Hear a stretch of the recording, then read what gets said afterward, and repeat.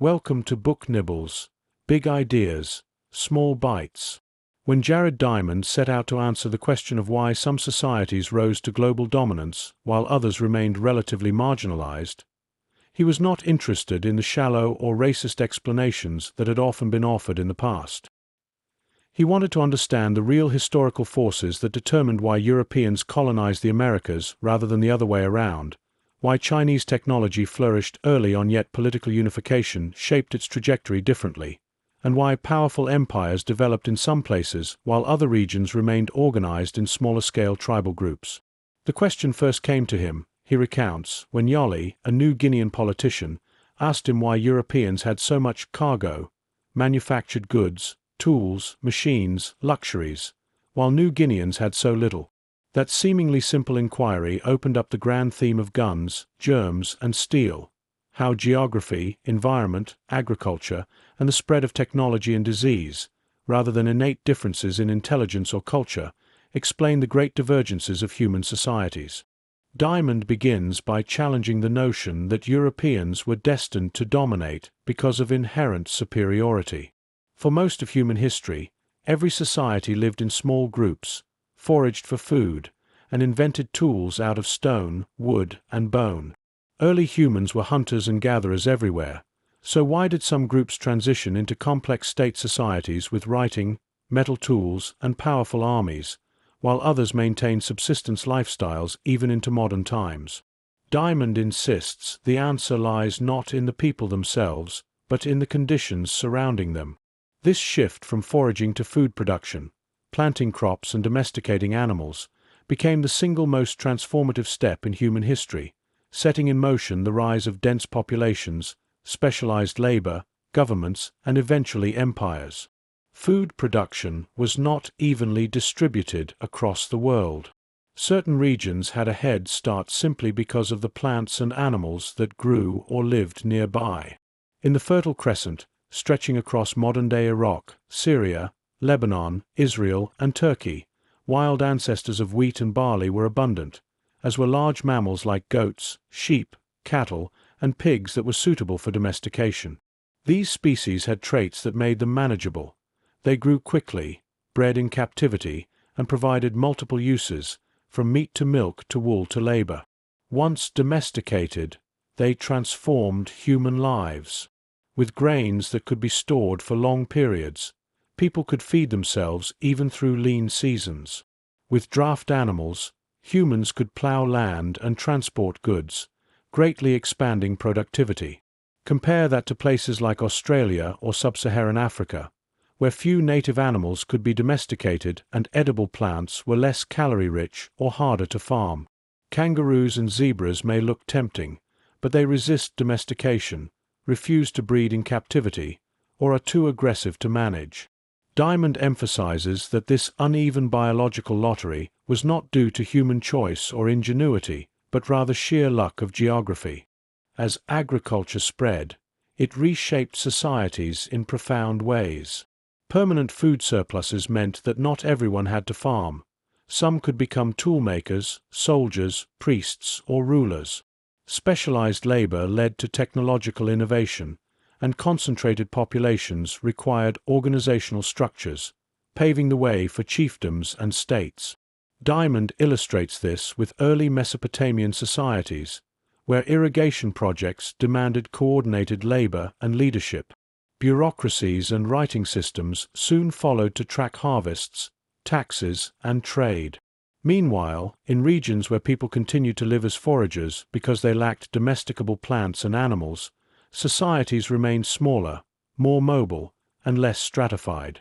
This divergence explains why Europeans, inheriting crops and animals from the Fertile Crescent and benefiting from a continent-oriented east-west that allowed ideas and crops to spread easily across similar latitudes, advanced more quickly than societies isolated on other continents.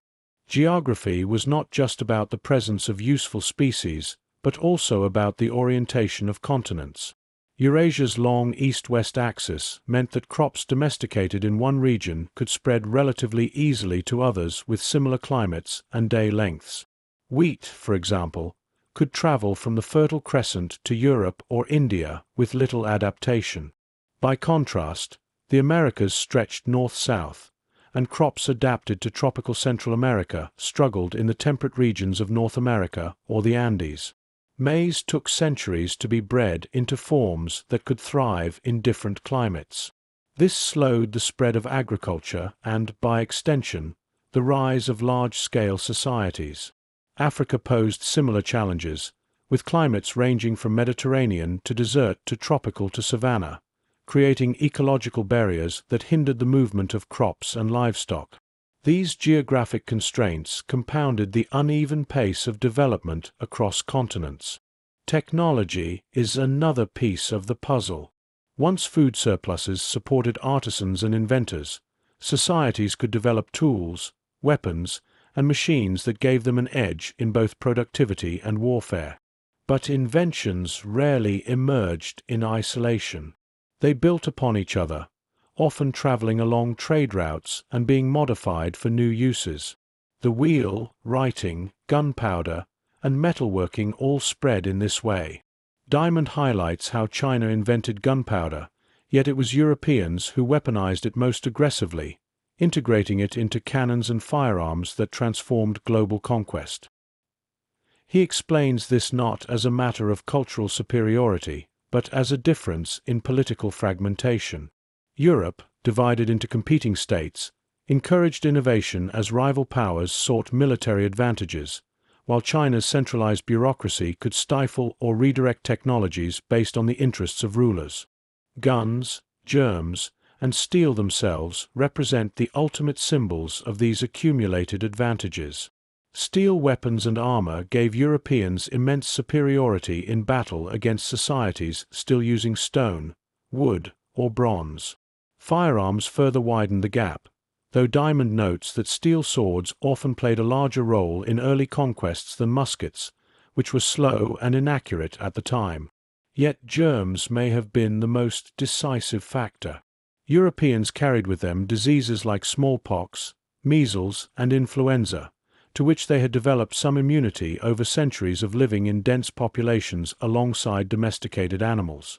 When these diseases reached the Americas, they decimated indigenous populations, sometimes wiping out over 90% of entire communities before Europeans even arrived in person.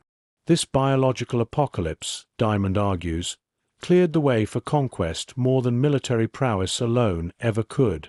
Hernán Cortés's conquest of the Aztecs and Francisco Pizarro's overthrow of the Incas were made possible not only by Spanish steel and horses, but also by smallpox epidemics that devastated native resistance.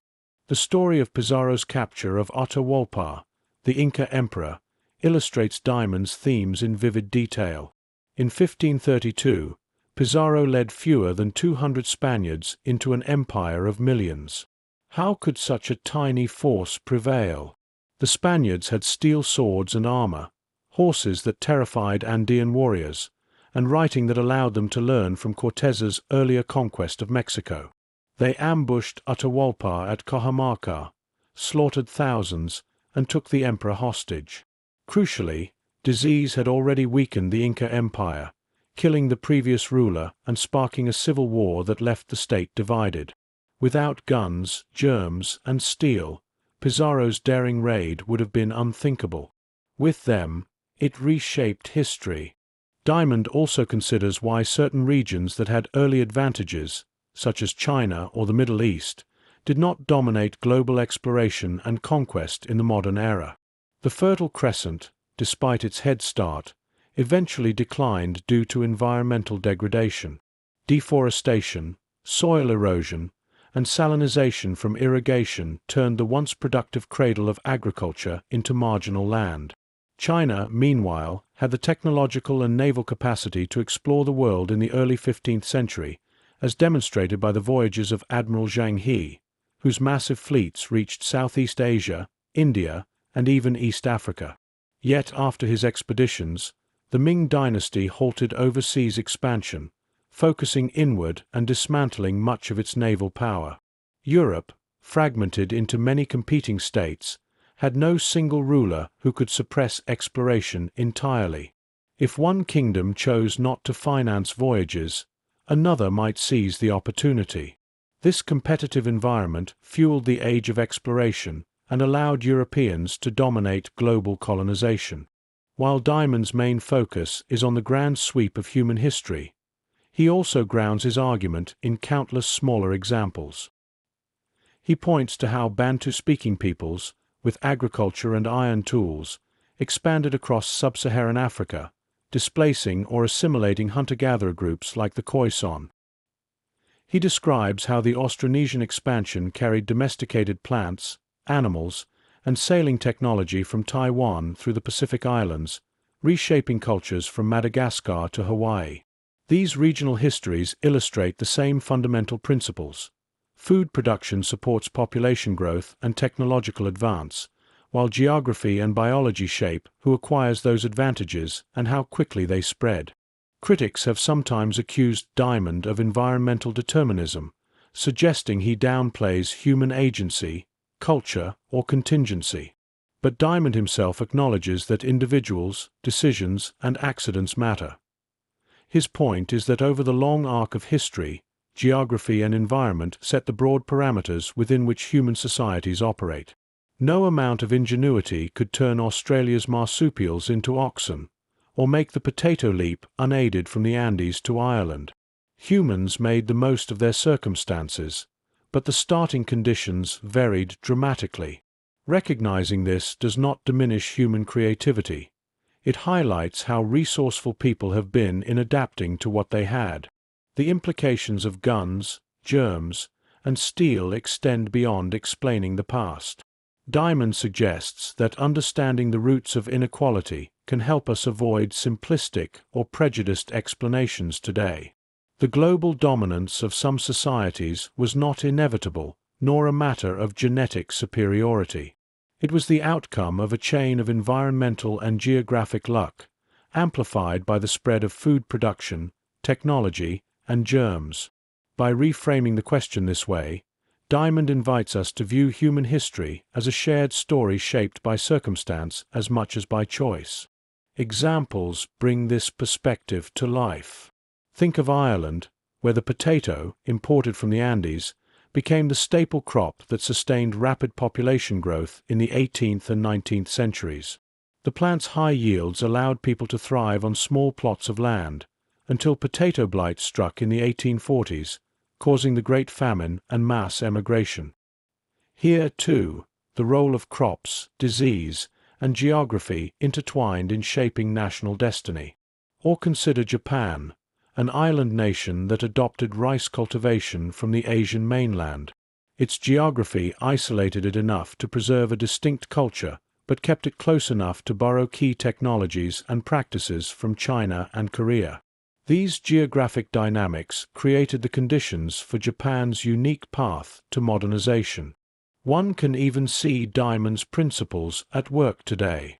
The spread of technologies like the Internet or renewable energy follows patterns shaped by infrastructure, geography, and networks of exchange. Nations that can adapt and build upon existing innovations often leap ahead, while others face constraints that are not simply matters of willpower but of circumstance.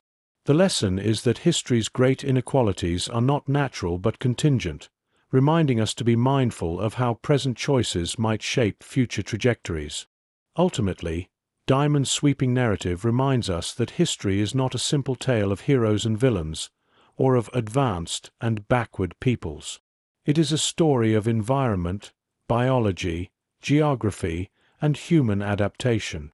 Guns, germs, and steel were not inevitable outcomes of European genius, but the products of long chains of causes reaching back to the domestication of wheat and sheep in the Fertile Crescent, the spread of crops across Eurasia's broad plains, and the resistance to disease built up over centuries of living alongside livestock.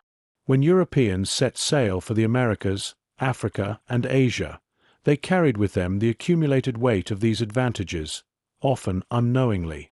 The tragedies and transformations that followed cannot be understood without recognizing this deeper context. Diamond's answer to Yoli's question, then, is that Europeans had more cargo not because they were smarter or more ambitious, but because they lived on a continent blessed with the right plants, animals, and geography to allow early food production, technological innovation, and resistance to disease. Once those advantages compounded over thousands of years, the outcome was global domination, at least for a time. In telling this story, Diamond invites us to see human societies not in terms of superiority and inferiority, but in terms of the opportunities and constraints offered by their environments, and the remarkable ways people have responded to them. And that's it, How to Win Friends and Influence People by Dale Carnegie. Thanks for listening to Book Nibbles. If you enjoyed this bite-sized book, don't forget to subscribe for more quick, insightful summaries. See you in the next nibble.